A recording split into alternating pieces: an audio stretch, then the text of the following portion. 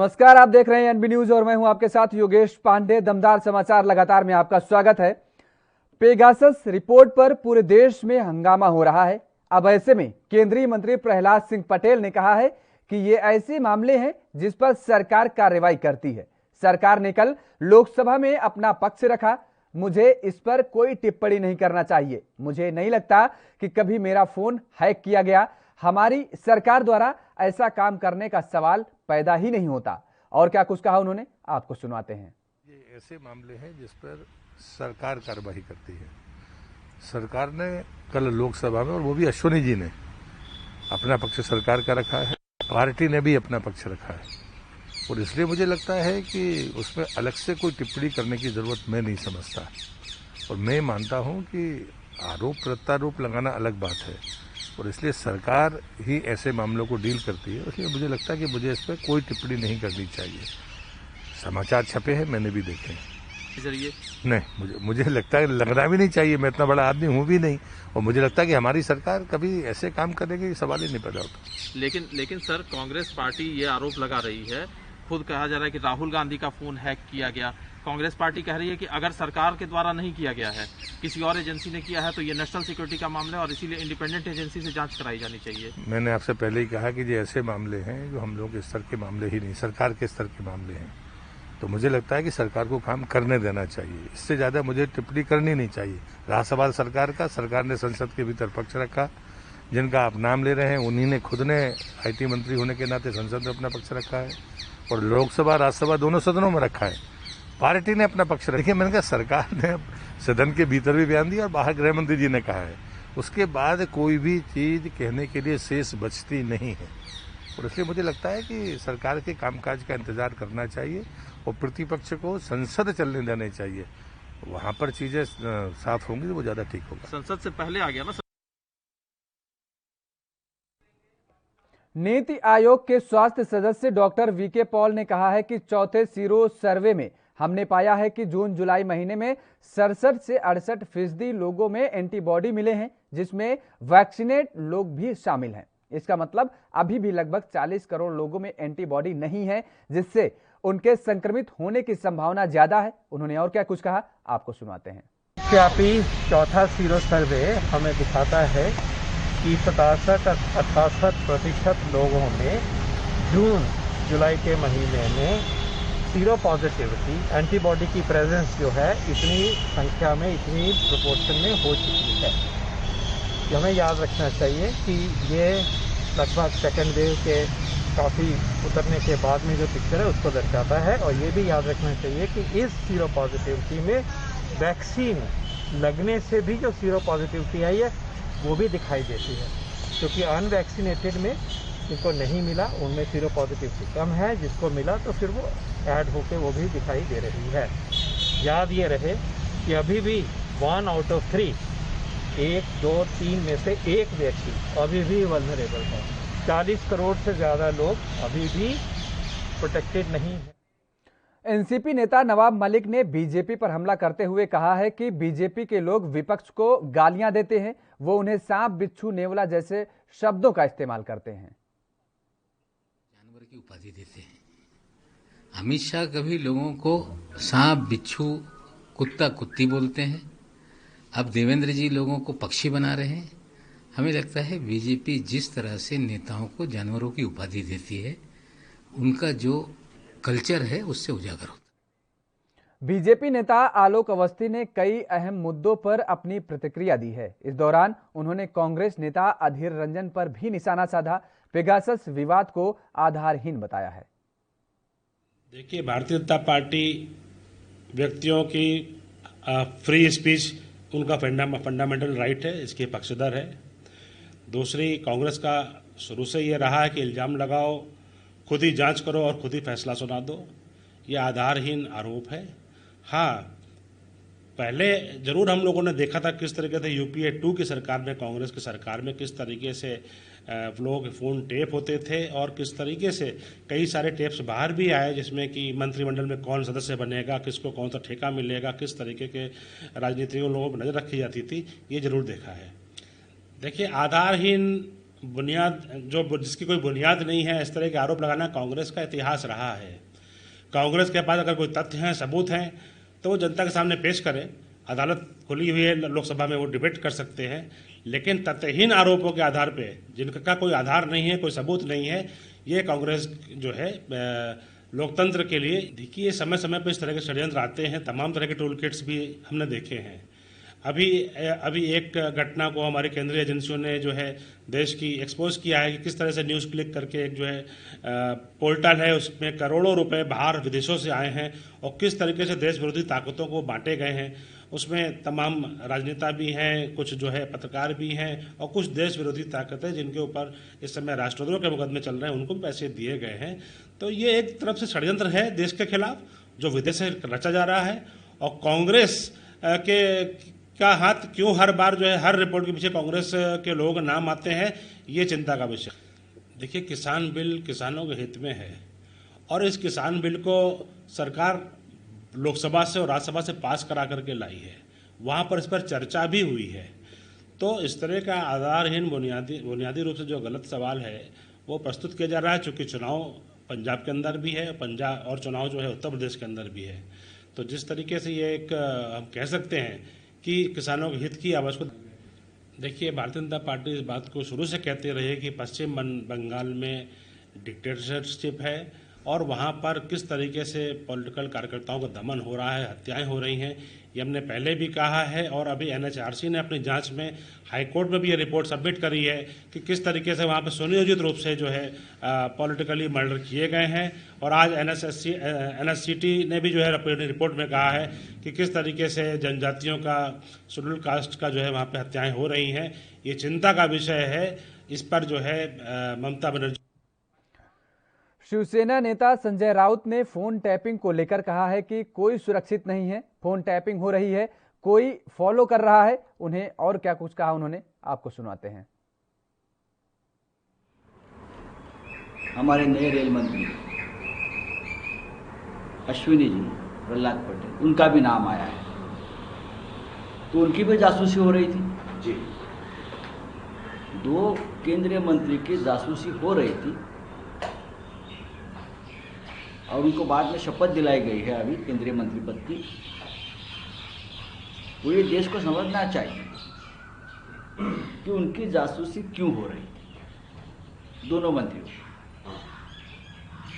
ये बहुत ही गंभीर मामला है। और वो जो मंत्री है वो उसी विभाग के मंत्री बन गए, उसी विभाग के मंत्री बन गए। ये हमारे लिए बहुत ही चिंता की बात है कि उसी विभाग के मंत्री है और उनकी जासूसी हो रही है। पूरा देश आज चिंता और सदमे में है। लगता है इस देश में। दमदार समाचार लगातार में खबरों का सिलसिला लगातार जारी रहेगा। फिलहाल वक्त हो चला एक छोटे से ब्रेक का।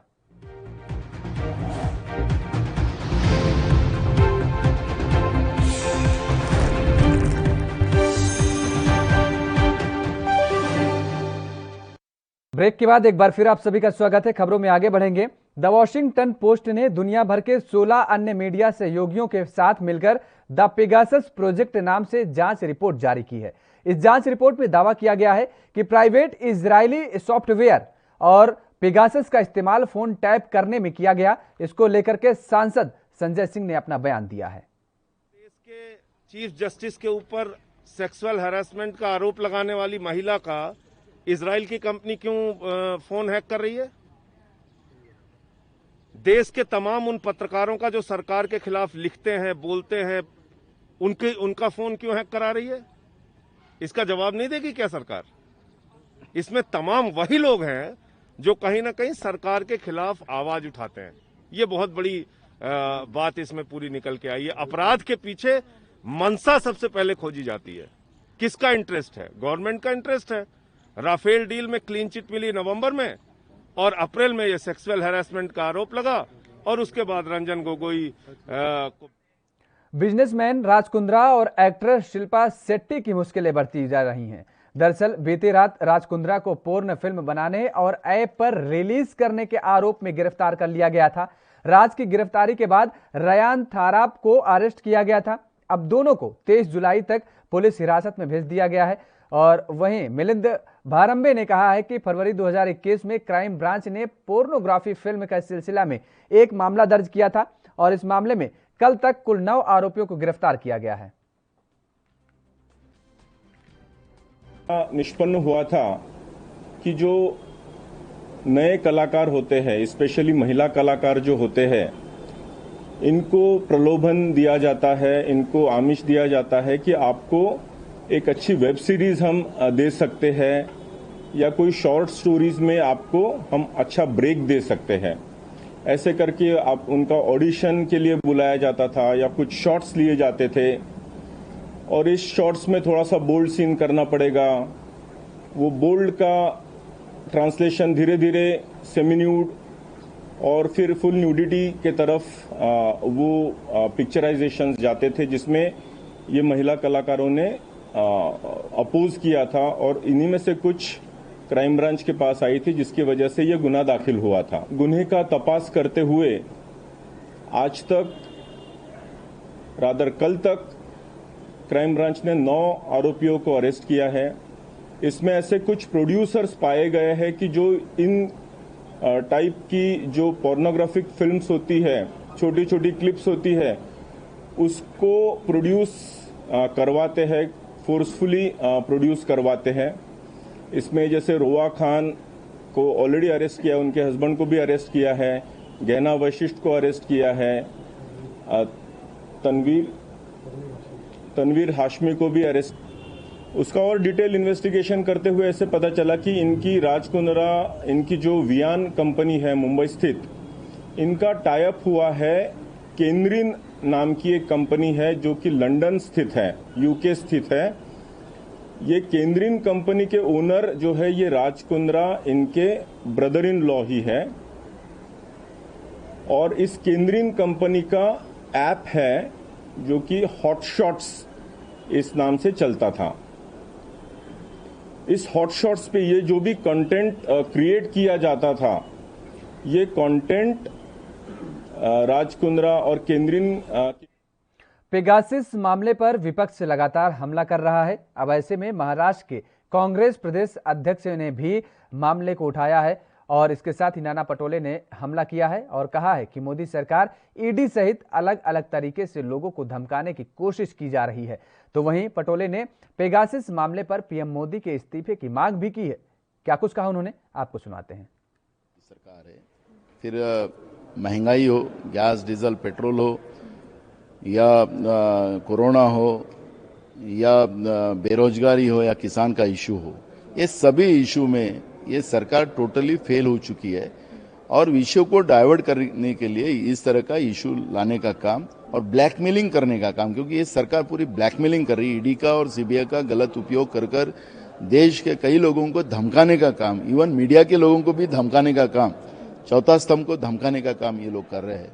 और ये इशू लाकर मूल इशू को डाइवर्ट करने का एक प्रयोग ये लोग कर रहे हैं। ये तो बात है कि आज 50,000 लोगों का टेपिंग हुआ है, ऐसा हो तो वो 5 लाख मिलियन तक वो करेंगे, ऐसा अगर प्रधानमंत्री जी कहते हैं तो जिस संविधान की कसम खाकर वो प्रधानमंत्री बने हैं उसमें गोपनीयता का इशू होता है, प्राइवेसी का इशू होता है। देश की तमाम जनता की प्राइवेसी, देश की जनता की सुरक्षा रखना ये देश के प्रधानमंत्री का कर्तव्य बनता है।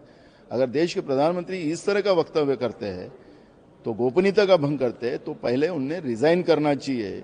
ऐसे लोगों को, ऐसे प्रधानमंत्री को इस नरेंद्र मोदी को कुर्सी में बैठने का अधिकार नहीं हो सकता। ये मांग कांग्रेस करेंगे। देखो, सरकार में कोई भी प्रॉब्लम नहीं, महाराष्ट्र की सरकार 5 साल चलेंगी, उसमें कोई अड़चन नहीं है।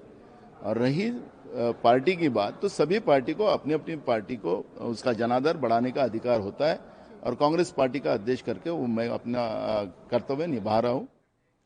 शिवसेना नेता प्रियंका चतुर्वेदी ने पेगासस विवाद पर अपना बयान दिया है। इस दौरान उन्होंने क्या कुछ कहा, आपको सुनाते हैं। का इतिहास इस सरकार का रहा है, पहले अभी केंद्र सरकार में सुनाई दे रहा है, पहले गुजरात से शुरू हुआ था। तो इस तरीके के काम करना जहाँ पे आप जो भी ऑपोजिशन वॉइसेस हैं आप उनको रिकॉर्ड करते हैं, आप उनकी प्राइवेसी को इन्वेड करते हैं, ये एक बड़ा सवाल उठ खड़ा करता है कि आज तक देश में डेटा प्रोटेक्शन लॉ नहीं है, डेटा प्रोटेक्शन लॉ में सर्वेलेंस की बात नहीं है।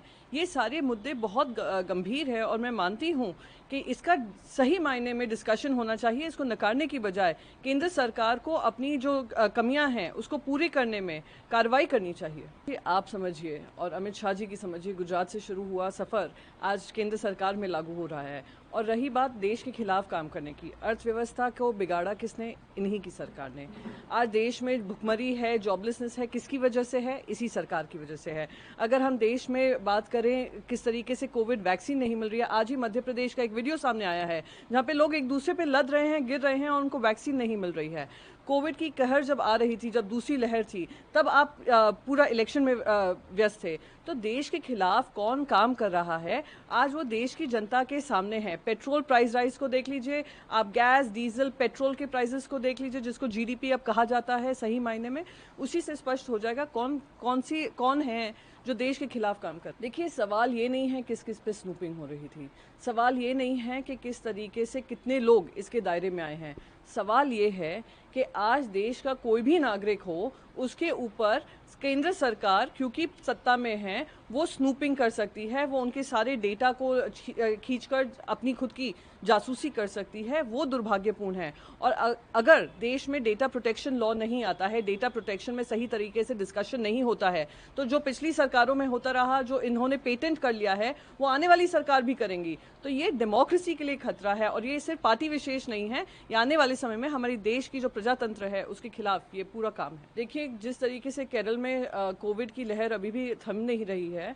तो इस तरीके का निर्णय लेना जहां आप धर्मों के बीच में दरार पैदा करते हैं, एक तरफ आप कवर यात्रा के लिए सुप्रीम कोर्ट पहुंचते हैं, दूसरी तरफ आप ईद के लिए छूट देते हैं, तो कहीं ना कहीं सारी राजनीतिक पक्षों को देखना होगा कि आप धर्मों के बीच इस तरीके का बैर कब तक कराते रहेंगे। किसी को छूट देते हैं, किसी पे कड़ाई हिमाचल प्रदेश के डीजीपी संजय कुंडू ने पर्यटकों के साथ हथियार लाने पर प्रतिक्रिया दी है। उन्होंने कहा है कि राज्य को पर्यटकों से दो तरह का उल्लंघन करने का सामना करना पड़ रहा है। पहला, कोविड प्रोटोकॉल का उल्लंघन करना और दूसरा, अपने साथ हथियार लाकर हिंसा करना। ज्यादा सहयोग हमारी टीम का मिला, जो एक क्लास 4 से लेके कांस्टेबल से लेके हेड कांस्टेबल से लेके एएसआई एडिशनल डीजी तक ये कभी थके नहीं। पिछले 1.25 साल से सब लोग लगातार नाके पे हैं। इस दौरान इलेक्शन भी हुए, हमारी फोर्स बिहार भी गई, हमारी फोर्स झारखंड भी गई, हमारी फोर्स तमिलनाडु भी गई, सब होता रहा। और ये इतनी अच्छी फोर्स है कि पिछले 1.25 साल में कभी इन्होंने किसी ने ये नहीं बोला कि हम थक गए, हमको आराम की जरूरत है, विराम की जरूरत है। ये निरंतर काम करते रहे और मेरे को लगता है कि आगे भी काम करते रहेंगे। देखिए जब कोविड 2 खत्म हुआ या कम हुआ, ऐसा लगा कि आपको नाके पे पुलिस की जरूरत नहीं, क्योंकि अब ई पास चेक करने का तो कोई सिस्टम है ही नहीं और आरटीपीसीआर कंपलसरी है नहीं। लेकिन हमको लगा कि जैसे ही हम खोलेंगे ये पूरी दुनिया यहाँ आएगी, वैसा ही हुआ। और कोविड 1 के टाइम में तो किलोमीटर लंबी लाइनें थी, लेकिन कोविड 2 के टाइम हमारी फोर्स इतनी प्रोफिशिएंट हो गई कि लाइन 5 मिनट से ज्यादा नहीं होती थी। और जब ये बंदिशें खुली उसके बाद तो ऐसा लगा कि पूरा देश ही हिमाचल की तरफ आ रहा है और हमारे लोग तब भी नाके पे लगे रहे। और जब उसका स्वरूप चेंज हुआ कि वेपन लोड कर्नाटक विधानसभा के नेता प्रतिपक्ष और कांग्रेस के वरिष्ठ नेता सिद्धरमैया ने 20 जुलाई को अपने और राज्य के कांग्रेस अध्यक्ष डीके शिवकुमार के बीच संघर्ष के दावों पर अपनी चुप्पी तोड़ी है। उन्होंने कहा, मेरे और डीके शिवकुमार के बीच कोई विवाद नहीं है, हम साथ हैं, हम मिलकर पार्टी बना रहे हैं और कर्नाटक कांग्रेस में कोई दरार नहीं है। उन्होंने कहा, कर्नाटक में फिर सत्ता में आएंगे और हमारी पार्टी और हम भाजपा के भ्रष्टाचार के खिलाफ लड़ रहे हैं। No conflict. No conflict between me and DK Shiv-Kumar. We are together. We are together building the party there in Karnataka. So, what's the today's meeting agenda, sir, with Rahul Gandhi? Is there any specific agenda? No, that is what I said earlier. There is no specific agenda. Rahul, agenda I do not know. But Venugopal called me up and told me that Rahul wanted to meet you on 28th. Kerala के मुख्यमंत्री पिनराई विजयन ने मंगलवार को कहा है कि राज्य में चल रही कोविड-19 पाबंदियों को एक और सप्ताह के लिए जारी रहेंगी क्योंकि औसतन संक्रमण दर 10% से अभी ऊपर है। मुख्यमंत्री का बयान ऐसे वक्त में आया है जब बकरीद से पहले संक्रमण के उच्च दर वाले इलाकों में लॉकडाउन की पाबंदियों में ढील देने के राज्य सरकार के फैसले को उच्चतम न्यायालय ने अनुचित करार दिया है।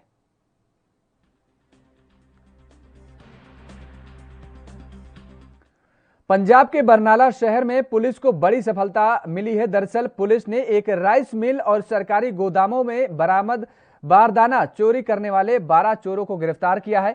वहीं पुलिस ने बरनाला शहर में गुंडागर्दी करने वाले 7 लोगों को भी काबू में किया है और पुलिस बरनाला शहर में एक घर से 2 बच्चों से 15,000 रुपए छीनने के आरोप में एक व्यक्ति को गिरफ्तार कर 7 लोगों के खिलाफ मामला दर्ज कर लिया है। माड़े अंसरां ਵੱਲ ਮੁਹਿੰਮ ਚਲਾਈ ਗਈ ਹੈ ਜਿਹਦੇ ਦੌਰਾਨ ਬਾਰਦਾਨਾ ਦੀ ਚੋਰੀ ਅਲੱਗ-ਅਲੱਗ ਸਟੇਸ਼ਨਾਂ ਤੇ ਅਲੱਗ-ਅਲੱਗ ਜ਼ਿਲ੍ਹਿਆਂ ਵਿੱਚ ਹੋ ਰਹੀਆਂ ਸੀ, ਜਿਹਦੇ ਵਿੱਚ 12 ਬੰਦੇ ਅਸੀਂ ਫੜੇ ਨੇ। ਕਿਸ ਤਰ੍ਹਾਂ ਚੋਰੀਆਂ ਕਰਦੇ ਸੀ, ਕਿੱਥੇ ਵੇਚਦੇ ਸੀ, ਕਿੰਨਾ ਦਾ ਮਾਲ ਬਰਾਮਦ ਹੋਇਆ? ਇਹ ਜਿੰਨੇ ਵੀ ਹੈਗਾ ਬਾਰਦਾਨਾ ਹੈਗਾ ਜਿਵੇਂ ਸ਼ੈਲਰ ਹੋ ਗਏ ਜਾਂ ਹੋਰ ਦੁਕਾਨਾਂ ਬਾਰਦਾਨੇ ਦੀ ਰੈਕੀ ਕਰਕੇ ਇਹ ਚੋਰੀ ਕਰਦੇ ਸੀ। ਕਿੰਨਾ ਬਾਰਦਾਨਾ ਬਰਾਮਦ? ਕੋਈ ਟੋਟਲ 32,500 ਬਾਰਦਾਨਾ ਬੋਰੀਆਂ ਤੇ ਜਿਹਦੇ ਵਿੱਚੋਂ 4 ਹੈਗੀਆਂ ਬਲੈਰੋ ਗੱਡੀਆਂ ਤੇ ਇੱਕ ਹੈਗਾ ਚਿੱਟਾ ਹਾਥੀ। ਕਿੰਨਾ ਦਾ ਵੇਚਦੇ, ਕਿੰਨੇ ਦਾ ਮੁੱਲ? ਜਿਹੜਾ ਮਾਰਕੀਟ 'ਚ ਮੁੱਲ ਹੈ 35 ਤੋਂ 40 ਰੁਪਏ ਹੈਗਾ ਬਾਰਦਾਨੇ ਦੇ ਇੱਕ ਬੋਰੀ ਦਾ। ਤੇ ਪਹਿਲਾਂ ਇਹਨਾਂ ਨੇ ਕਿਹੜੇ ਏਰੀਆ 'ਚ ਹੋਰ ਘਟਨਾਵਾਂ ਨੂੰ ਅੰਜਾਮ? ਇਹਨਾਂ ਨੇ ਆਲੇ ਦੁਆਲੇ ਜਿਵੇਂ ਸੰਗਰੂਰ ਏਰੀਆ ਹੋ ਗਿਆ, ਸ਼ੇਰਪੁਰ ਹੋ ਗਿਆ, ਲੁਧਿਆਣਾ ਆਪਣਾ ਜਗਰਾਉਂ ਏਰੀਆ, ਰਾਏਕੋਟ ਹੋ ਗਿਆ, ਉਹਦੇ ਇਹ ਏਰੀਆ 'ਚ ਕਾਫੀ ਚੋਰੀਆਂ ਕਰਦੇ ਸੀ। ਪਤਾ ਲੱਗਿਆ ਇਹ ਬਾਰਦਾਨੇ ਕਿੱਥੇ ਵੇਚਦੇ ਸੀ, ਕੌਣ ਸੀ, ਕਿੱਥੋਂ ਆਉਂਦੇ ਸੀ? ਇਹ ਕੁਝ ਆਪਣੇ ਕਬਾੜੀਆ ਹੈਗਾ ਆਪਣੇ ਰਾਮਪੁਰਾ ਫੂਲ ਤੋਂ है। जम्मू शहर के श्रीनगर में सैदा कदल इलाके में आतंकवादियों ने पुलिस वाहन पर गोलीबारी की। यह क्षेत्र थाना रैनावाड़ी के अधिकार क्षेत्र में आता है। सूत्रों की माने तो सैदा कदल के पास पहुंचने पर आतंकवादियों ने वाहन पर फायरिंग कर दी। घटना के तुरंत बाद इलाके की घेराबंदी कर तलाशी अभियान चलाया गया। हमले से इलाके में दहशत का माहौल मच गया। घटना की पुष्टि की गई।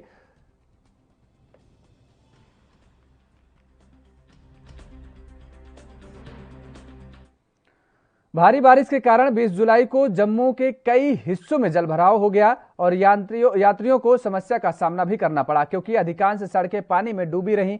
भारत मौसम विज्ञान विभाग यानी IMD ने जम्मू के आम तौर पर बादल छाए रहने के साथ मध्यम बारिश की भविष्यवाणी की थी।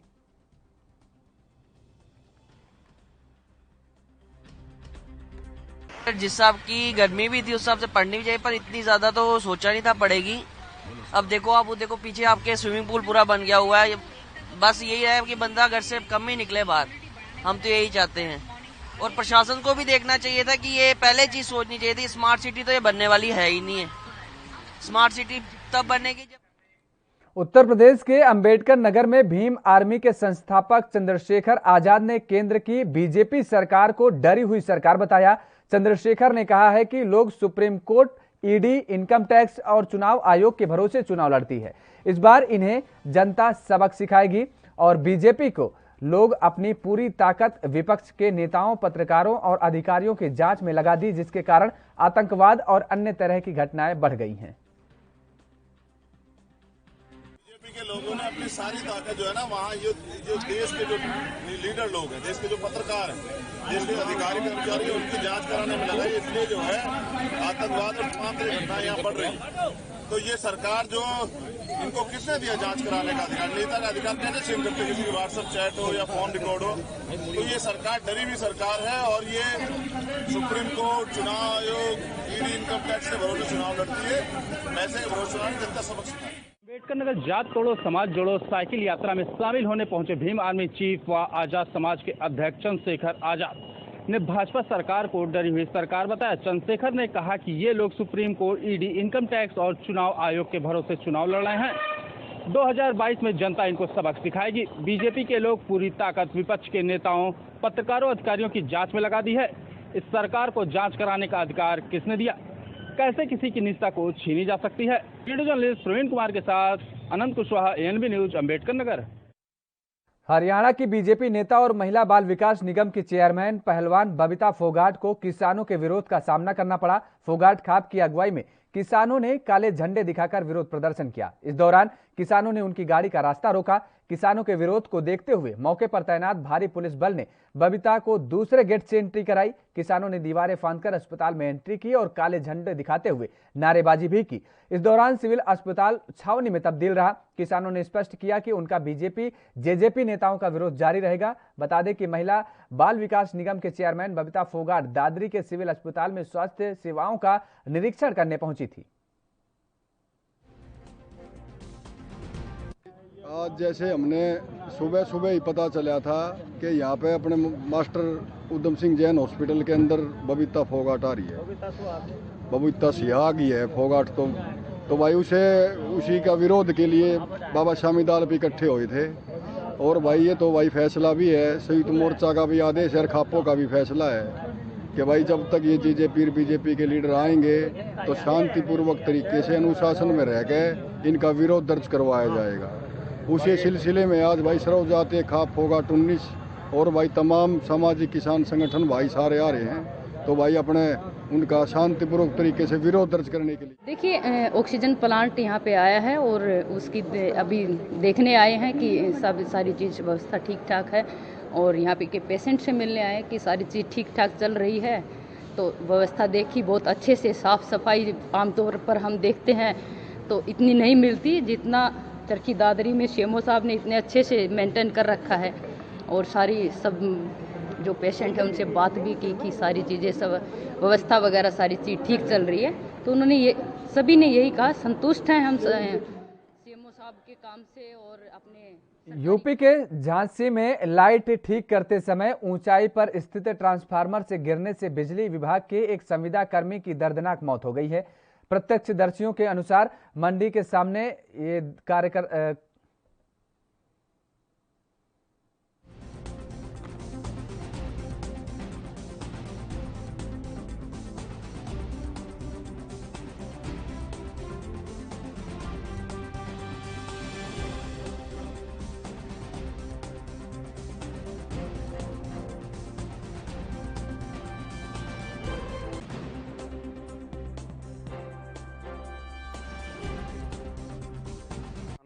बाजार क्षेत्र में वहाँ एक नया ट्रांसफार्मर रखा जा रहा था। अचानक उसमें करंट प्रवाहित होने की वजह से एक 36 वर्षीय संविदा कर्मी की डेथ हो गई है। अभी सूचना आई, पुलिस ने बॉडी को लेकर के पीएम कराने के लिए मोर्चरी भेज दिया है। जो भी परिजन। फिलहाल रुकते हैं एक और छोटे से ब्रेक के लिए। ब्रेक के बाद फौरन हाजिर होते हैं।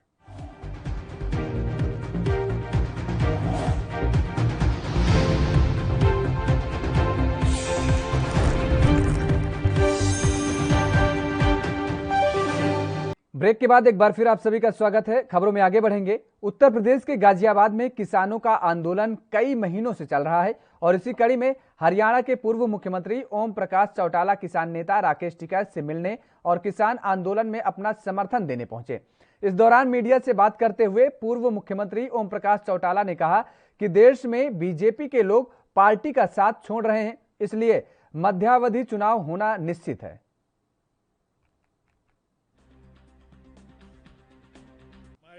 तरफ एक कहावत है, सारी रात रोई एक मरे और वो भी पड़ोसी। मैंने बहुत संक्षिप्त में आपको बताया था, और संक्षिप्त में बता दूं कि इस आंदोलन के साथ 36 जात के लोग शामिल हैं या नहीं, ये प्रश्न मैं आपसे पूछता हूं।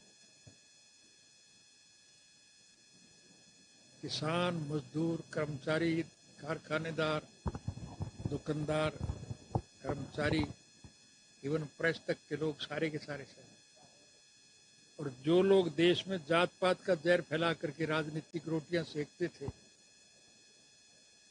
आज उनके रास्ते में सबसे बड़ी रुकावट इस आंदोलन की वजह से खड़ी।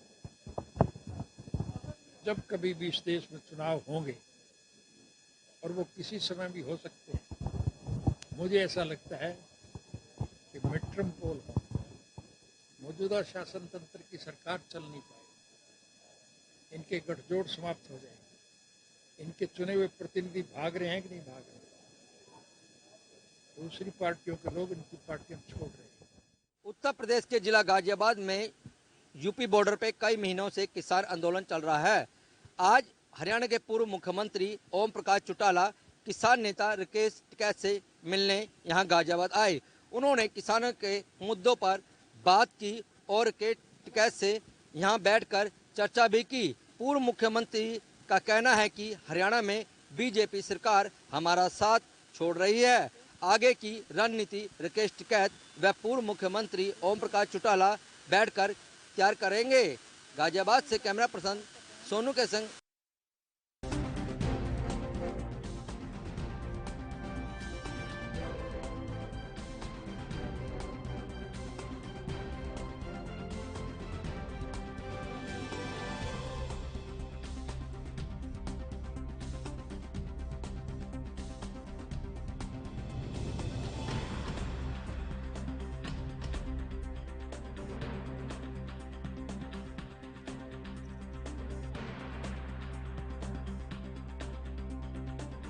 पे चौटाला, ये जो खबरें सामने, जो तस्वीरें सामने हैं, और गाजियाबाद में किसानों का आंदोलन लगातार जारी है। ओम प्रकाश चौटाला वहां अपना समर्थन देने पहुंचे थे।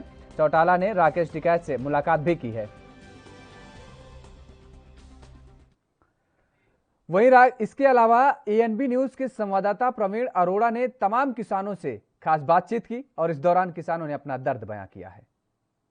सबसे बड़ा मुद्दा किसान आंदोलन। कई किसान आंदोलन गाजियाबाद यूपी बॉर्डर से चल रहा है। यहाँ पे जो लीड कर रहे हैं किसान नेता राकेश टिकैत, जाना माना नाम है। आज इनको समर्थन देने हरियाणा के पूर्व मुख्यमंत्री ओम प्रकाश चौटाला जी यहाँ मौजूद थे। इस वक्त हम खड़े हैं गाजियाबाद के यूपी बॉर्डर में और कुछ किसान नेता हमारे साथ है। जानते हैं इनसे कि ओम प्रकाश चौटाला क्या कहेंगे। जी, क्या नाम है जी आपका? मेरा नाम हरमन सिंह है, मैं डिस्ट्रिक्ट मुजफ्फरनगर से हूँ। आज ओम प्रकाश चौटाला जी हमारे समर्थन में आए। हमें बहुत खुशी है कि हमारे साथ इनका सहयोग है। और दूसरी बात ये कह गए हैं चौटाला साहब जी, हम मिलकर दोनों इसको सबक सिखाएंगे, किसान और इसको सबक सिखाएंगे, मोदी को, बीजेपी की पार्टी को, इनका यूपी में बहिष्कार करेंगे हम। हाँ जी, जैसे यूपी में चुनाव आने वाले हैं, क्या तो हरियाणा के जो पूर्व मुख्यमंत्री है उनका यहाँ पे जनाधार है? हाँ, उनका है, जनार्दन है। जैसे जाट भाई हमारे साथ हैं, उनका सहयोग होगा, जैसे वो कहेंगे वैसे होगा। लेकिन उनको हमारा किसान भाइयों का साथ देना पड़ेगा और इसके लिए हमने रणनीति तैयार कर रखी है। बीजेपी को हम एक वोट तक नहीं देंगे। जो बीजेपी को जो वोट मांगने आएगा उसे हम घर से भगाएंगे डंडे मार के। क्या कारण है जो भारत सरकार है आपकी किसानों की बात नहीं मान रही? ये कारण ये है कि जो मोदी है तानाशाही सरकार है, इसके बच्चे तो है नहीं है। भारत की सरकार जो बनी है प्रधानमंत्री, ना योगी के बच्चे हैं ना मोदी के बच्चे। इन्हें क्या पता घर कैसे चलता है। जिसके 4 बच्चे या होगा उसको पता होगा कैसे लाना है, क्या राशन लेना क्या नहीं। इन्हें किसी चीज़ का पता ही नहीं है, इस चीज़ की जानकारी नहीं है भी घर गृहस्थी क्या होती है। ये अपनी तानाशाही में हिटलर है, जैसे बिल्कुल अपने मर्जी से फैसले ले रहा है। ये थे किसान नेता। इनका कहना है कि जो बीजेपी सरकार है, मोदी जी है, उनको हिटलर भी बताया इन्होंने। और भी हमारे संग किसान नेता है, उनसे ही बात कर लेते हैं। जी, क्या नाम है जी आपका? नवजीत सिंह। क्या कहना आपका? मेरा कहना है ये मोदी सरकार को जल्दी से बिल वापस लेने चाहिए, नहीं तो आगे 2022 का जो चुनाव आ रहा है यूपी में, उससे बहुत तगड़ा इन्हें नुकसान पहुंचेगा। 2022 का चुनाव आ रहा है, बहुत तगड़ा नुकसान पहुंचेगा। यह थे किसान नेता। और भी हमारे साथ किसान नेता, उनसे बात कर लेते हैं। क्या नाम है जी आपका? गुरबाज सिंह है ये नाम। सर मेरा तो यही कहना है, मोदी जी से भी बताओ अब कौन कौन से मौसम देखेंगे ये किसान। ठंड भी देख ली, गर्मी बरसात बुरा हाल है। ये बिल वापस हो और जो किसान अपने खुशी से अपने घरों में जाए। मेरा तो यही मानना है मोदी जी से कि चलो देर आए दुरुस्त आए। अब भी चलो कुछ ना कुछ ये संसद चल रही है, इसमें अपना बातचीत करके ये बिल इनको वापस ले लेने चाहिए और अपना अच्छा रल मिल के सारा सब लोग खुशी से रहे। ये थे किसान नेता। अलग अलग इन्होंने बताया हमारे को अपनी बात। इनका ये कहना है कि मोदी सरकार को जो बिल पास किया उनको वापस लेना चाहिए, तभी यहाँ से किसान इस आंदोलन से उठेगा। गाजियाबाद से कैमरा पर्सन सोनू के संग परवीन अरोड़ा, एएनबी न्यूज के लिए। देश अभी कोरोना की दूसरी वेव से उबरा ही नहीं है कि विशेषज्ञों ने कोरोना की तीसरी लहर जल्द आने की आशंकाएं जता दी हैं। लेकिन दूसरी वेव के दौरान ऑक्सीजन की जो कमी लोगों के सामने आई थी, वही कमी तीसरी लहर के समय नहीं आएगी। फतेहाबाद के नागरिक अस्पताल में 500 लीटर प्रति मिनट क्षमता का ऑक्सीजन प्लांट 1-2 दिन में शुरू हो जाएगा, जिससे क्षेत्र में ऑक्सीजन की कमी की कोई चिंता नहीं रहेगी। हालांकि इस प्लांट का काम पूरा हो चुका है और बीते दिन इसका ट्रायल भी हुआ, लेकिन इसमें 480 लीटर का टैंक लगाया गया था, जिसमें लीकेज की समस्या भी सामने आई थी। तो नागरिक अस्पताल में ऑक्सीजन प्लांट लगाया गया है। कोरोना की तीसरी लहर आने की आशंका अभी से विशेषज्ञों द्वारा जताई जा रही है और इस नागरिक अस्पताल में ऑक्सीजन प्लांट की शुरुआत होने के बाद क्षेत्रवासियों को ऑक्सीजन की समस्या से नहीं जूझना पड़ेगा, क्योंकि दूसरी वेव के दौरान ये देखा गया था कि केवल हरियाणा ही नहीं बल्कि पूरे देश और देश में भी ये स्थिति पैदा हो गई थी कि लोग ऑक्सीजन के लिए दर दर भटक रहे थे। लोगों को ऑक्सीजन नहीं मिल पा रही थी, लोग ऑक्सीजन की कालाबाजारी भी कर रहे थे। तो जिस तरीके से अब अलग अलग जगह इस तरीके के ऑक्सीजन प्लांट लगाए जा रहे हैं, उसके बाद तीसरी वेव की जो आशंका जताई जा रही है उसमें कहीं ना कहीं इन लोगों को फायदा नजर आएगा और ये लोगों को ऑक्सीजन की किल्लत से जूझना नहीं पड़ेगा। तो ऐसे में हरियाणा का भी ये जो मामला सामने आया है, हरियाणा में ये जो नागरिक अस्पताल में ऑक्सीजन प्लांट लगाया गया है जिसकी शुरुआत की जा रही है, इसमें अब क्षेत्रवासियों को ऑक्सीजन की समस्याओं से नहीं जूझना पड़ेगा। 480 लीटर का ये ऑक्सीजन टैंक लगाया गया था। हालांकि इसका परीक्षण के दौरान ऑक्सीजन टैंक में लीकेज की समस्या भी सामने आई थी। ये टैंक हमें चेंज करना है, कैपेसिटी के अनुसार टैंक दूसरा मंगाया है, उसको आज फिट हो जाएगा, कल ये रनिंग में आ जाएगा। तो ट्रायल कर लिया गया इसका? हाँ, ट्रायल कर लिया गया इसका। तो कितनी ऑक्सीजन इसमें मिल पाएगी? ये 500 LPM मिलेगी इससे। तो पहले वाला जो टैंक था वो कितने मात्रा का था? वो 450 LPM का था। तो ज्यादा? हाँ, ज्यादा का रखे जा रहा है ये। तो पूरी तरह तैयार है आज ये? पूरी तरह तैयार है ये। तो कहाँ से आप आए? आने वाले त्योहार को लेकर झांसी के एसएसपी शिवहरि मीणा भारी पुलिस बल के साथ महानगर की सड़कों पर निकले, जिसमें एसएसपी ने लोगों को कोविड-19 की गाइडलाइन का पालन करने को लेकर जानकारी दी। एसएसपी ने बताया कि बुधवार को ईद का त्योहार है, जिसको लेकर महानगर की सड़कों पर पेट्रोलिंग की जा रही है।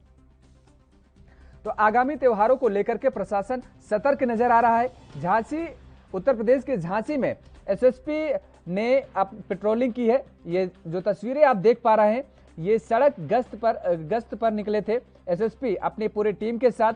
सड़कों पर निकले एसएसपी शिवहरि मीणा और उन्होंने बताया कि आने वाले त्योहार को लेकर के, ईद के त्योहार को लेकर के ये पूरी तैयारी की जा रही है ताकि शांतिपूर्ण तरीके से ईद का त्योहार मनाया जा सके। और इस दौरान कोविड प्रोटोकॉल के नियमों का पालन करने की अपील भी की है एसएसपी ने और लोगों से शांतिपूर्ण और सौहार्द तरीके से ईद मनाने की अपील भी की है। तो शिवहरि मीणा ने पेट्रोलिंग की है अपने पूरे टीम के साथ।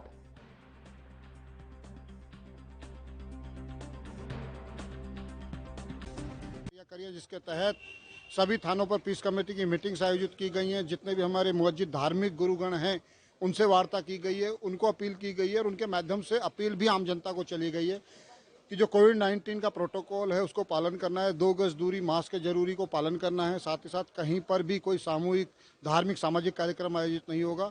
आज फुट पेट्रोलिंग के माध्यम से भी आम जनता को ये बात बताई गई है कि किसी भी स्थिति में जो कोविड-19 का प्रोटोकॉल है उसका उल्लंघन नहीं होने दिया जाएगा। जो भी धार्मिक कार्यक्रम है, जो भी आगामी त्यौहार उन्हें अपने घरों में मनाएं, सामूहिक रूप से कोई भी कार्यक्रम आयोजित नहीं होगा। आगामी त्यौहार को लेकर झांसी के एसएसपी शिवहरि मीणा ने आज कोतवाली क्षेत्र में पैदल गश्त करते हुए लोगों को आगाह किया।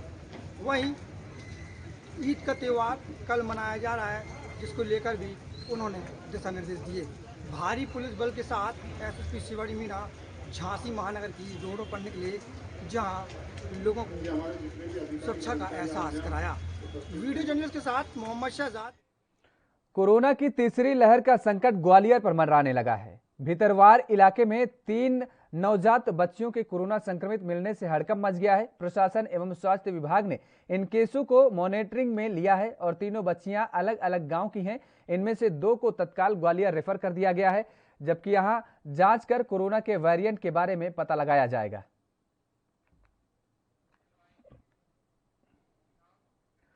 तो यूपी के कानपुर में ब्लॉक प्रमुखों के शपथ ग्रहण समारोह का आयोजन किया गया और इस दौरान सरसौल ब्लॉक के नवनिर्वाचित ब्लॉक प्रमुख ने शपथ ली, जिन्हें एसडीएम नरवर अमित ओमर ने शपथ ग्रहण कराई। आरोप और प्रत्यारोप के बाद जिस तरह से ब्लॉक प्रमुख का चुनाव संपन्न हुआ, उसी के क्रम में बढ़ते हुए आज ब्लॉक प्रमुख के शपथ ग्रहण समारोह का भी कार्य संपन्न हुआ। बात देखने की यहाँ पर यह आती है कि कानपुर में 10 सीटें थी, 10 सीटें थी ब्लॉक प्रमुख की, जिस कारण से 4 सीटें भाजपा के खाते में आई थी। वहीं 6 सीटों में 3-3 सीटें भाजपा और सपा के खाते में आई। बड़ी बात यहाँ पर देखने के लिए ये आती है कि जो 3 सीटें सपा के खाते में आई, उसमें सबसे बड़ी सीट जो सरसौल महाराजपुर विधानसभा ब्लॉक प्रमुख की सीट थी, उसमें से विजय रत्ना जी ने अपने प्रतिद्वंदी को एक बहुत बड़े अंतराल से हराया। इस समय हमारे साथ विजय रत्ना जी हैं। बात करते हैं कि किन बिंदुओं पर ये ब्लॉक को आगे लेके जाएंगी और किस तरह से विकास की चीजों को आगे बढ़ाएंगी। विजय रत्ना जी, क्या मुख्य बिंदु रहेंगे आपके विकास के लिए? मेरी पूरी कोशिश रहेगी कि सरसौल ब्लॉक में सबसे पहले तो जो रोड की समस्या है उनका निदान किया जाए और यहाँ पर जो पानी की समस्या है उस पर काम किया जाए। और आने वाले समय में जिस तरह से कोरोना की सिचुएशन हम देख रहे हैं, सभी लोग इतने ग्रसित हैं, तो ये कुछ मुद्दे हैं जिन पर हम कोशिश करेंगे, प्रयास करें अच्छा हो सके। हम पूरी तरह से इस बात का ध्यान रखेंगे कि जो जनता की चीजें हैं वो सीधे जनता तक पहुंचाई जाए। कहीं ना कहीं ब्लॉक प्रमुख की चुनाव को आप भी मानते हैं कि विधानसभा चुनाव से जोड़ा जाता है। ऐसे में देखने की बात है 2022 में सपा इस बार क्या रंग लाती है। कैमरा पर्सन सत्यम गोस्वामी के साथ अनुज तिवारी, ANB न्यूज, कानपुर। पंजाब में शिरोमणि अकाली दल और बहुजन समाज पार्टी के बीच गठबंधन के बाद लगातार मीटिंगों का दौर जारी है और इसी कड़ी में श्री फतेहगढ़ साहिब में दोनों पार्टियों के कार्यकर्ताओं ने एक बैठक की और इसके साथ ही शिरोमणि अकाली दल के निर्वाचन क्षेत्र प्रभारी गुरप्रीत सिंह राजू खन्ना ने SCC विंग के पदाधिकारियों की घोषणा भी की। इस अवसर पर हालांकि इंचार्ज गुरप्रीत सिंह राजू ने कहा कि शिरोमणि अकाली दल की एकमात्र ऐसा राजनीतिक दल है जो हर धर्म और पंथ का समान रूप से सम्मान करता है। उन्होंने कहा कि कांग्रेस, आम आदमी पार्टी और बीजेपी शायद बसपा गठबंधन को लेकर भ्रमित है, क्योंकि इससे केंद्र में भी मायावती की राजनीतिक स्थिति मजबूत हुई है। उन्होंने कहा कि आज अकाली बसपा गठबंधन के नेता कार्यकर्ता अकाली बसपा गठबंधन से एकजुट होने के लिए दिन रात लोगों को लामबंद करें।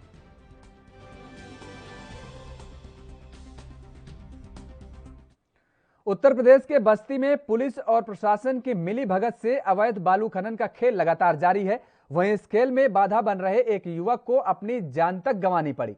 गौरतलब है कि खनन इंस्पेक्टर शासन को लिखित रिपोर्ट भेजकर गुमराह करने के और जहां रिपोर्ट में 1 जुलाई से सभी तरह का बालू खनन बंद बताया जा रहा था, जबकि कलवारी थाना क्षेत्र के महुआ पार खुर्द में एक दिन पहले बालू माफिया को दिखाने के लिए जमीनी कागजात लेकर घर से निकले युवक की बालू खदान के पास झाड़ी में शव मिला। सूचना पर पहुंचे पुलिस ने शव को कब्जे में लेकर पोस्टमार्टम के लिए भेज दिया और इसके साथ ही पुलिस ने अज्ञात आरोपियों के खिलाफ मामला दर्ज कर मामले की जांच में जुट गई है। 17/7/2021 को शाम करीब 4 बजे थानाध्यक्ष कलवारी को जरिए दूरभाष से सूचना प्राप्त हुई कि ग्राम महुआ पार खुर्द में बालू खदान के निकट एक व्यक्ति का शव पड़ा हुआ है। इस सूचना पर थानाध्यक्ष कलवारी और उनकी टीम द्वारा मौके का निरीक्षण किया गया। शव को देखा गया तो उसकी पहचान सियाराम पुत्र रामचंद्र राजभर के रूप में हुई, जिसकी उम्र लगभग 36 वर्ष है। शव का पंचनामा करा करके उसको पोस्टमार्टम के लिए भेजा गया। इस संबंध में उनके परिजनों द्वारा दी गई तहरीर के आधार पर अपराध संख्या 132/21 अंतर्गत धारा 302(201) बनाम 2 अभियुक्त पंजीकृत किया गया है और हमारी विवेचना प्रचलित है। शीघ्र इसका निस्तारण किया जाए। फिलहाल रुकते हैं एक छोटे से ब्रेक के लिए। ब्रेक के बाद फौरन हाजिर होते हैं।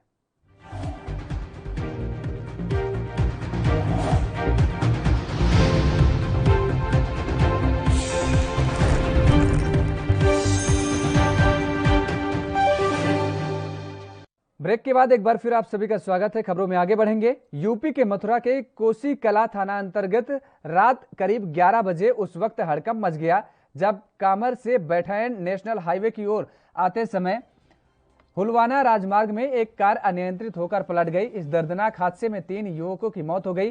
3 मृतक हरियाणा के बताए जा रहे हैं। मिली जानकारी के अनुसार तीनों युवक अपनी गाड़ी से अपने रिश्तेदार के यहां कादौना में घूमने के लिए आए थे और रात में ही वापस जाने लगे। वहीं हादसे की सूचना मिलते ही उप निरीक्षक देवलपाल सिंह फोर्स के साथ घटना स्थल पर पहुंचे और घटना का जायजा लिया। इसके साथ ही तीनों युवकों के शवों को बाहर निकालकर पोस्टमार्टम के लिए भेज दिया और परिजनों को इसकी सूचना दी है।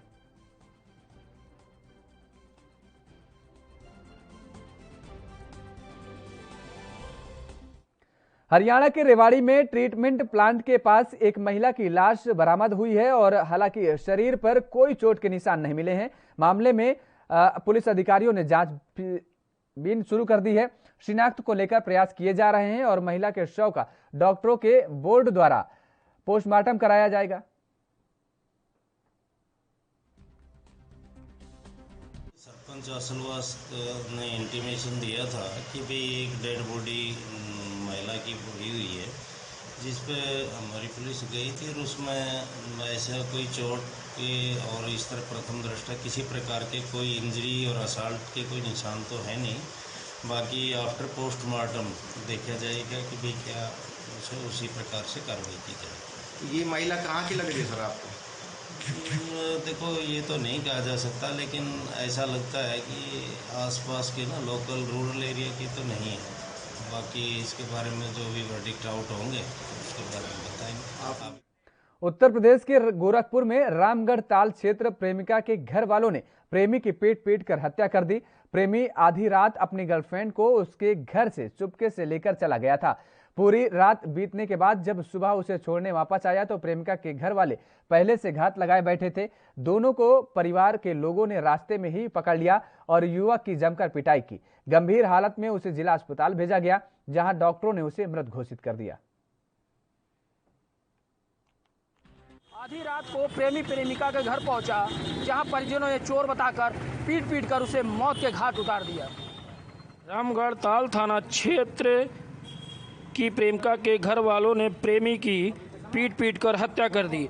प्रेमी आधी रात को अपनी गर्लफ्रेंड से मिलने गया था और आधी रात में ही जब परिजनों को इसकी जानकारी हुई तो उन्होंने चोर बताकर उसकी ज़बरदस्त पिटाई की। ईंट पत्थरों से उसे मारा गया और वो बुरी तरीके से घायल हो गया।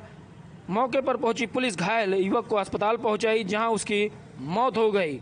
दोनों परिवारों के लोगों ने रास्ते में ही उसे पकड़ लिया था और युवक की जमकर पिटाई की। गंभीर हालत में उसे जिला अस्पताल भेजा गया था, जहां डॉक्टरों ने उसे मृत घोषित कर दिया। घटना रामगढ़ ताल इलाके के गायघाट बुजुर्ग के निवास निषाद टोला की है। पुलिस को दी नामजद तहरीर पर पुलिस ने घटनास्थल से युवक का मोबाइल बरामद किया है। पुलिस मामले की जांच पड़ताल शुरू कर दी है। उधर घटना की सूचना मिलते ही युवक के परिजन भी थाने पहुंच गए। परिजनों ने प्रेमिका के पिता सुरेंद्र निषाद, रमेश निषाद सहित 5 अन्य घर वालों के खिलाफ नामजद तहरीर दी है। इंस्पेक्टर रामगढ़ ताल JN सिंह ने बताया कि युवक के परिजनों ने तहरीर दी है। केस दर्ज कर कार्रवाई की जाएगी। 100 का PM करने के लिए उसे भेज दिया गया है। जो भी रिपोर्ट आएगी उसके आधार पर कड़ी कार्रवाई की जाएगी। वहीं इस संबंध में गोरखपुर के SSP ने बताया कि स्थानीय पुलिस को सूचना मिली थी कि एक चोर को पकड़कर पब्लिक ने पीट दिया। मौके पर पहुंची पुलिस ने घायल युवक को अस्पताल भेजा, जहां उसकी मौत हो गई। लेकिन बताया जा रहा है कि वह किसी से मिलने आया था और परिजनों ने उसकी पिटाई की। फिलहाल लाश को PM के लिए भेज दिया गया है। जो भी इस घटना में शामिल होगा उसके खिलाफ सख्त से सख्त कार्रवाई की जाए। घर में घुस गया, पब्लिक ने पीट दिया। इसी सूचना के अनुसार थानाध्यक्ष मौके पर पहुँच के घायल व्यक्ति को हॉस्पिटल में एडमिट कराया, जहाँ पे उसकी इलाज के दौरान मृत्यु हुई है। मामला बैकग्राउंड में आ रहा है, किसी से मिलने के लिए उस घर में गया था, उस घर के लोगों के द्वारा पकड़ा गया, उसी में मारपीट हुई है। उसमें इनकी चोटों के वजह से मृत्यु होना मतलब ऐसे इन्फॉर्मेशन आ रहा है। पोस्टमार्टम तो बॉडी को भेजा गया है। पोस्टमार्टम के बाद न्यायोचित कार्रवाई की जाएगी। जो भी तहरीर है PM के साथ FIR रजिस्ट्रेशन होगी। जो भी दोषी पाए जाएंगे उनके खिलाफ। ताल थाना क्षेत्र के गायघाट का है, जहां एक प्रेमी आधी रात को प्रेमिका के घर पहुंचता है। उसके परिजन लड़की के उसको चोर बताकर उसकी जबरदस्त पिटाई करते हैं। ईंट पत्थरों से उसे मारा जाता है। घायल अवस्था में पुलिस उसे अस्पताल ले जाती है, जहां उसकी मौत हो जाती है। घटना का संज्ञान लेते हुए गोरखपुर के SSP ने बताया कि युवक का 100 PM के लिए भेज दिया गया है। जो भी इस घटना में शामिल होगा उसके खिलाफ कड़ी कार्रवाई की जाएगी। लेकिन युवती के परिजनों का यह दुस्साहस भरा घटना पुलिस के लिए एक चुनौती से कम नहीं है। ANB न्यूज के लिए गोरखपुर से गोविंद कुशवाहा। में एक इंजीनियर के फांसी लगाने का मामला सामने आया है और उसका शव उज्जैन नागदा बाईपास के चिंतामन ब्रिज में के पास मिला। मंगलवार सुबह फंदे पर लटकती मिली उसकी लाश। पुलिस के मुताबिक इंजीनियर मुंबई में अडाड़ी ग्रुप में इंजीनियर था। लॉकडाउन में उसकी नौकरी चली गई। वह अपने घर उज्जैन आया था। नौकरी जाने की वजह से वह परेशान भी था। सीएसपी पल्लवी शुक्ला ने बताया है कि उज्जैन की पॉश कॉलोनी विवेकानंद नगर निवासी संजय कुमार पारासर मुंबई में अडानी ग्रुप में इंजीनियर थे। नौकरी जाने के बाद से वह उज्जैन में घर पर ही थे और परेशान रहते थे। मंगलवार को उनकी लाश चिंतामन ब्रिज पर लटकती मिली। चिंतामन थाने की एएसआई राधेश्याम भंवर ने बताया कि संजय की लाश नई रस्सी से ब्रिज के पिलर से लटकती थी और एक बाइक भी पिलर के पास खड़ी थी। आधार कार्ड में संजय का पता मुंबई लिखा है, गाड़ी में नंबर उज्जैन का है। संजय के 2 बेटे हैं, दोनों पढ़ाई कर रहे हैं। उधर पुलिस इस केस में आत्महत्या के अलावा दूसरे एंगल पर भी जांच कर रही है। दरअसल संजय ने अगर आत्महत्या की है तो इतनी दूर ब्रिज पर आने की जरूरत क्यों पड़ी? दूसरा, कोई सुसाइड नोट भी पुलिस को नहीं मिला है। तो यूपी के बहराइच में संदिग्ध परिस्थितियों में एक महिला स्वास्थ्य कर्मी का शव मिला है। दरअसल महिला का शव छत के कुंडे से लटकता हुआ मिला है। सूचना मिलने पर पुलिस ने मौके पर पहुंचकर शव को कब्जे में लेने के बाद आवश्यक कार्रवाई शुरू कर दी है। मामले में मृतका के पिता लाल बहादुर वर्मा का कहना है कि इस घटना में मृतका के साथ रह रहे एक सफाई कर्मी की भूमिका संदिग्ध पाई जा रही है। फिलहाल पुलिस ने घटना से जुड़े सभी तथ्यों की छानबीन शुरू कर दी है।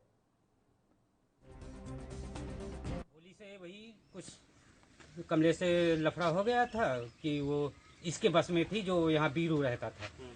तो इसने झगड़ा लड़ाई वो यही कहा सुनी कर करके उसी के साथ रह रही थी। तो इससे दबाव डाल के बीरू भी दबाव डालता था कि तुमको नहीं रखेंगे, तुम्हारे बच्चों को नहीं रखेंगे।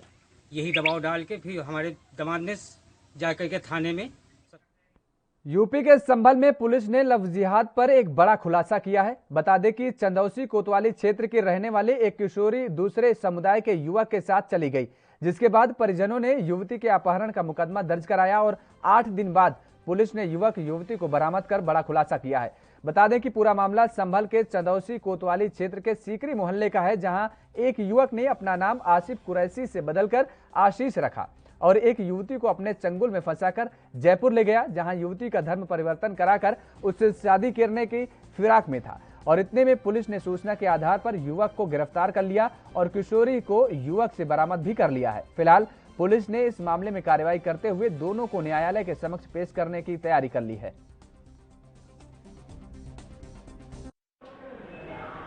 मैडम, आपके साथ क्या हुआ था?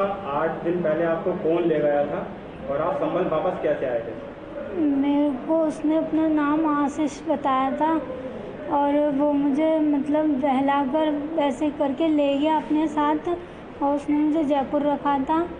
उसके बाद हम लोग जब उसके चाचा को मामा को कर लिया था, उन्होंने गिरफ्तार पुलिस ने, तब वो यहाँ पे आ रहा था, तब रास्ते में ही पुलिस ने पकड़ लिया था। आपकी दोस्ती उससे कैसे हुई थी और कब से मतलब ये सिलसिला शुरू हुआ था? ये 3 महीने पहले हुआ था और उसने मुझे अपना नाम आशीष बताया था कि मैं आशीष हूँ। उसका असली नाम क्या है? आसिफ। असली नाम उसका क्या है? आसिफ कुरैशी। तो आपको पता नहीं था कि वो मुस्लिम है? नहीं। तो फिर पता कैसे, कब पता लगा आपको? जब दमदार समाचार लगातार में फिलहाल मेरे साथ इतना ही। बाकी खबरों के लिए आप देखते रहिए ANB न्यूज़।